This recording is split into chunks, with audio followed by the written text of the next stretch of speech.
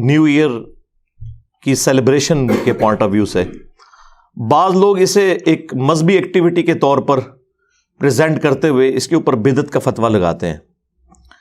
ایک تو اس کا وہ پہلو ہے کہ اس رات کے اندر اگر کوئی بے حیائی کا کام ہوتا ہے یا کوئی فضول خرچی ہوتی ہے ضرورت سے زیادہ، تو اسے تو یقیناً ہم کنڈیم کریں گے، اور اس کا تعلق صرف نیو ایئر نائٹ کے ساتھ نہیں ہے. جب کبھی بھی اس طرح کی ایکٹیویٹیز ہوں گی ان میں جو ایک اسراف والا پہلو ہے، قرآن و سنت کے خلاف ایکٹیویٹیز والا پہلو ہے، اس کو تو ہم کنڈیم کریں گے. اس کا اسپیسیفکلی کسی ایک رات کے ساتھ تعلق نہیں ہے. لیکن فی نفس ہی کسی کو نئے سال کے اوپر ایک میسج کر دینا ہیپی نیو ایئر کا، خواہ وہ آپ یکم محرم کو کر رہے ہوں یا یکم جنوری کو کر رہے ہوں، تو اس میں کوئی شرعی گرفت والا معاملہ نہیں ہے. یہ آپ کے سوشل ایشوز ہیں، ان کے اوپر شریعت نے کوئی قدغن نہیں لگائی بھی.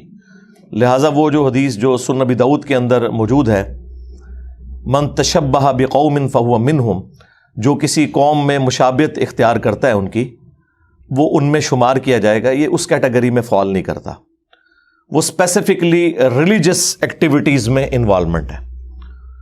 جس طرح آپ سمجھ لیں ہولی دیوالی کے موقع کے اوپر ان ایکٹیویٹیز کے اندر شامل ہونا، کرسمس کی ایکٹیویٹی کے اندر شامل ہونا، جو اسپیسیفکلی ایک شرک کے اوپر مبنی ایکٹیویٹی ہے. ظاہر ہے ہمارا تو عقیدہ نہیں ہے کہ حضرت عیسیٰ ابن مریم جو ہیں وہ نعوذ باللہ اللہ کے بیٹے ہیں، یا اللہ ہی نے عیسیٰ ابن مریم کا روپ دھارا ہوا ہے. اسلام چونکہ توحید کے معاملے میں سینسٹیو ہے، اور یقیناً اس پوری کائنات کا مقصد ہی توحید کی پہچان ہے، تو اس میں تو ہم کوئی کمپرومائز نہیں کریں گے. اسی طریقے سے اگر کوئی سکھوں والا کڑا پہن لیتا ہے یا کوئی ہندوؤں والا سندور اپنے ماتھے پہ لگا لیتا ہے، یہ ساری کی ساری ریلیجس ایکٹیویٹیز ہیں. یا گلے کے اندر سلیب کا لٹکا لینا، ایک ٹائی پہننا، ٹائی تو اس کیٹیگری میں فال نہیں کرتی. ظاہر ہے ٹائی تو ہندو بھی پہنتے ہیں، مسلمان بھی پہنتے ہیں، کرسچنز بھی پہنتے ہیں، جوز بھی، اور ایک ڈریس کے طور پر ہے. اگر یہ ریلیجس ایکٹیویٹی ہوتی تو ویٹیکن سٹی کے جو پوپ ہیں انہوں نے بھی ٹائی لگائی ہوتی، وہ سلیب ہی لٹکائی ہوئی ہوتی ہے. اسپیسیفکلی جو ریلیجس ایکٹیویٹی ہے کسی بھی مذہب کی، اس کو اڈاپٹ کرنا یہ اسلام کے اندر حرام ہے، بدعت ہے اور قابل گرفت ہے. اور اگر شرکی کیٹیگری میں کوئی چیز چلی جائے گی تو وہ تو بہت زیادہ پھر خطرناک معاملہ ہو جائے گا دنیا اور آخرت کے اعتبار سے. اللہ تعالیٰ اس طرح کی ایکٹیویٹیز سے تو ہمیں محفوظ رکھے، آمین.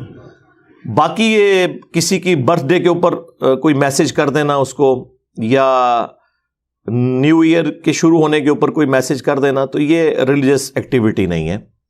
اس کو خام خواہ ریلیجن کے ساتھ جوڑنا یہ بڑی سخت زیادتی ہے. اور یہ کہنا کہ وہ لوگ کرتے ہیں اس لیے ریلیجس ایکٹیویٹی ہو گئی، تو وہ لوگ جن کی طرف آپ اشارہ کر رہے ہیں ان میں سے تو اکثر لوگ سیکولر ہیں، کئی ان میں سے ایتھیسٹ ہیں، ان کا مذہب سے کوئی لینا دینا نہیں ہے. اور اگر آپ اسی طریقے سے ریزیمبلنس بنانا شروع کر دیں گے پھر تو معاملہ خطرناک ہو جائے گا.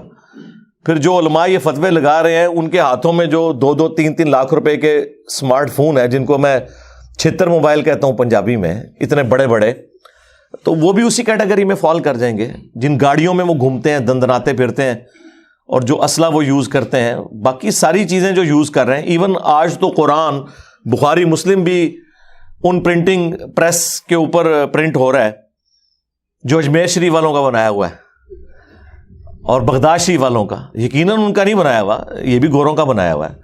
تو یہ اس کیٹیگری میں چیزیں فال نہیں کریں گی. بدعت کی ڈیفینیشن کو آپ سمجھ لیں. بدعت کی جو ڈیفینیشن ہے بخاری اور مسلم میں، اس میں واضح الفاظ ہیں، من احدث فی امرنا ھذا فہو رد.